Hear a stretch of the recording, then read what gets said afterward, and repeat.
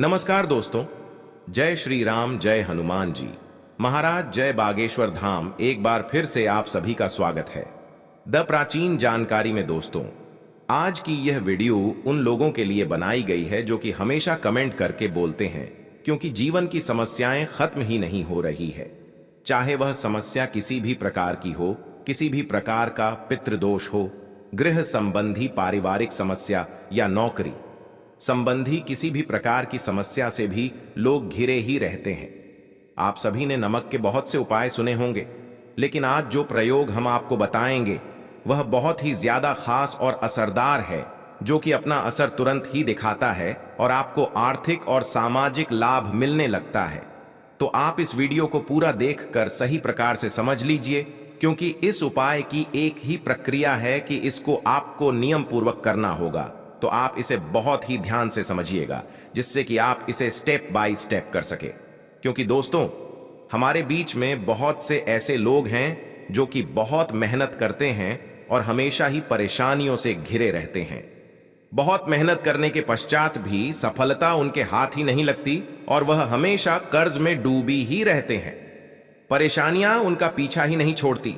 यहां नमक का प्रयोग उन्हीं लोगों के लिए है जो कि कोई आसान सा उपाय ढूंढ रहे हैं, जो बहुत ज्यादा नियमों का पालन नहीं कर सकते हैं। तो ऐसे लोगों को बस एक बार नमक का उपाय जरूर करना चाहिए। नमक के उपाय बहुत ही जल्दी, तुरंत की तुरंत चुटकियों में अपने प्रभाव दिखाता है, तो बहुत ही ध्यान से सुनिएगा। और यदि आपकी समस्या का निदान नहीं होता, आपकी समस्या ज्यों की त्यों बनी रहती है, तो आप मुझे कमेंट करके जरूर बताइए, क्योंकि हमारे चैनल का सिर्फ एक ही मकसद है कि जनसाधारण की सहायता हो और हर किसी का जीवन सफल बन जाए, सनातन धर्म आगे बढ़ता जाए। देखिए दोस्तों, नमक का प्रयोग बहुत सी चीजों में किया जाता है। आपने भी सुना होगा कि नमक का प्रयोग ज्योतिष शास्त्र, वास्तुशास्त्र और तंत्र शास्त्र में अनेकों प्रकार से किया जाता है।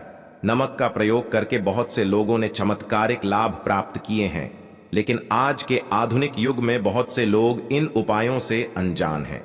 लेकिन आज का प्रयोग यदि आप करते हैं तो आप अपने जीवन से नकारात्मक ऊर्जा को हमेशा हमेशा के लिए खत्म कर सकते हैं। तो ध्यान से सुनिएगा कि आपको यह प्रयोग करना कैसे है। आप अपने दोनों हाथों की हथेलियों में नमक ले लो। यहां आपको लेना किस प्रकार से है, आप अपने दोनों हाथों की हथेलियों के बीच में नमक को ले लें और यह प्रयोग आपको सोमवार या फिर शुक्रवार के दिन से ही प्रारंभ करना है। दोस्तों, एक बात का तो आपको विशेष ध्यान रखना है, या तो उपाय को आप सोमवार से शुरू कीजिए या फिर शुक्रवार से शुरू कीजिए। इन दोनों दिनों में से किसी भी दिन आप इस उपाय को प्रारंभ करते हैं। आप अपने दोनों हाथ की अनसुनी बनाएं और उसमें नमक को भर लें और उसके पश्चात आप अपने इष्ट देव का ध्यान करें। आपके जो भी भगवान हैं, जो भी आपके इष्ट देवता हैं, जिनमें भी आपकी पूरी और सच्ची श्रद्धा है, आप उन्हीं का ध्यान करें, उन्हें अपने मन में धारण करिए और उनके बारे में सोचिए। उसके पश्चात किसी भी प्रकार की आपकी समस्या है, आप अपनी समस्या के बारे में सोचिए। नौकरी के बारे में परेशान है, बार बार प्रयास करने के बाद भी आपको नौकरी नहीं मिलती है, तो आप नौकरी के बारे में सोचिए।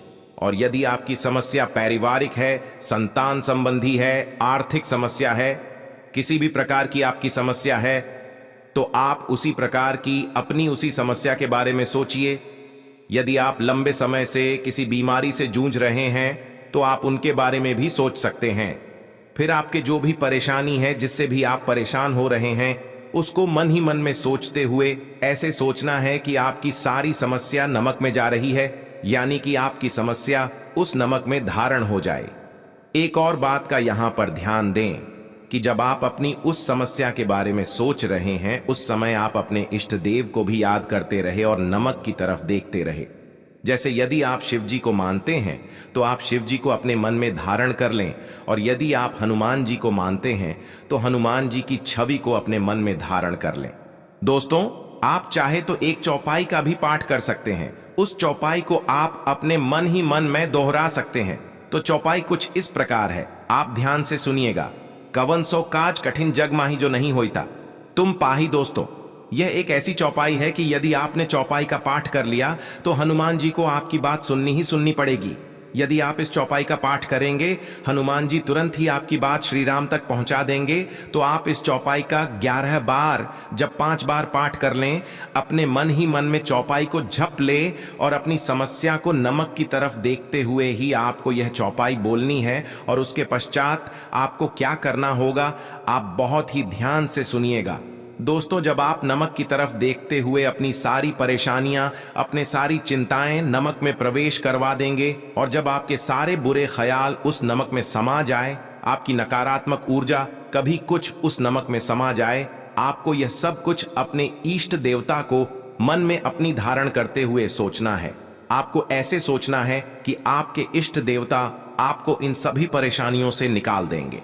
ऐसा करने के पश्चात आप खुद नमक को अपने घर में बिल्कुल भी ना रखें और ना ही आप इसको अपने घर में कहीं फेंके, या तो आप इसको कहीं घर के बाहर बैठे या फिर कहीं ले जाकर मिट्टी में दबा दें, चाहे कुछ भी हो।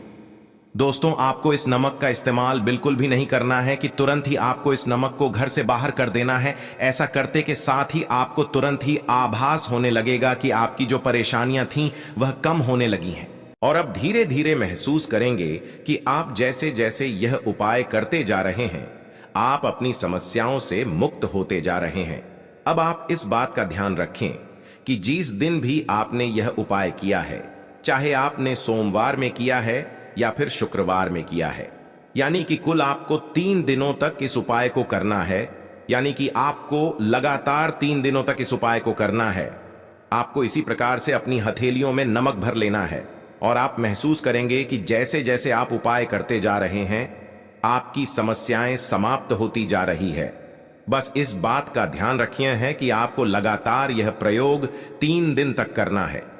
यदि आपने सोमवार में प्रयोग किया है तो आपको सोमवार, मंगलवार और बुधवार करना है, और या फिर यदि आप शुक्रवार से इस उपाय को आरंभ करते हैं तो आपको शुक्रवार, शनिवार और रविवार 3 दिन इस उपाय को कर लेना है। अब दूसरा उपाय, जिन भी लोगों को पितृदोष की समस्या है, यदि वह कुछ भी काम करने जाते हैं तो हर काम में पितृदोष अड़चन पैदा कर देता है, कुछ भी करने में सफलता प्राप्त नहीं होती है। ऐसे लोगों को क्या करना है, बहुत ही ध्यान से सुनिएगा। शनिवार के दिन 8 कील आपको ले लेनी है और साथ ही आपको लेना है एक कागज में नमक आपको इतना लेना है कि जो अपने वहां 8 की ले ली है, 8 की 8 किलो नमक में छुप जाएं। आपको क्या करना है कि आप पहले कागज पर 8 किले रखें, उसके बाद उस पर नमक रखें, फिर उसकी एक पुड़िया बना लें, फिर उसको आप पीपल के वृक्ष के नीचे जाकर दबा दें, क्योंकि पीपल के वृक्ष में भगवान विष्णु का वास होता है। और वहां पर जाकर यदि आप यह उपाय करेंगे तो आपके 2 कष्ट तुरंत के तुरंत ही समाप्त हो जाएंगे। अब मैं आपको तीसरा और बहुत ही सटीक उपाय बता देता हूं। यदि आपके घर में कोई वास्तु दोष है, जैसे कि आपने देखा होगा कई बार लोग बना बनाया घर खरीद लेते हैं, इसलिए वे घर को अपने अनुसार नहीं बनवा पाते हैं। ऐसे में वह अपने घर को तोड़ भी नहीं सकते, कुछ नया सामान भी नहीं लगवा सकते। तो उन लोगों को क्या करना होगा, बहुत ही ध्यान से सुनिएगा। घर में वास्तु के कारण जहां पर भी क्लेश होता है, आपसी अनबन बनी रहती है, घर में आपस में भेदभाव बने रहते हैं।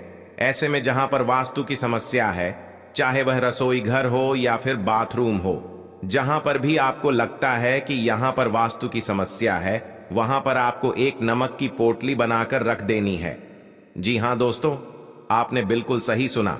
जहां पर भी आपको ऐसा लगता है कि यह जगह वास्तु के अनुसार सही नहीं है, वहां पर आप नमक की एक पोटली बनाकर रख दें और फिर उसके बाद आप उसको 7-7 दिन के बाद बदलते रहे। जैसे कि यदि आप एक पोटली रख रहे हैं, फिर उसको आप 7 दिन के बाद चेंज कर दे। ऐसा आपको 21 बार करना है। टोटल आपको 21 पोटली बदलनी है। इस तरह से उस दिशा का पूरा वास्तु दोष खत्म हो जाएगा। नमक में इतनी शक्ति होती है। दोस्तों, हम यहां पर जो भी आपको उपाय बताते हैं वह पूरी तरह से सटीक होते हैं। दोस्तों, बहुत ही गहन अध्ययन के बाद हम ये उपाय आप सभी के लिए लेकर आते हैं। आप चाहे तो हमारे चैनल पर जाकर कुछ अन्य उपाय भी देख सकते हैं, क्योंकि हम यह सारे उपाय आप सभी के मार्गदर्शन के लिए लेकर आते हैं। तो यदि आपको कोई उपाय अच्छा लग रहा है और आप अपनी समस्या के निवारण हेतु यदि कोई उपाय करना चाहते हैं, तो आप जरूर इन उपायों को कीजिए, लेकिन पूरी श्रद्धा और विश्वास के साथ, और पूरा उपाय यानी कि उपाय को करते समय उसको पूरा कीजिए।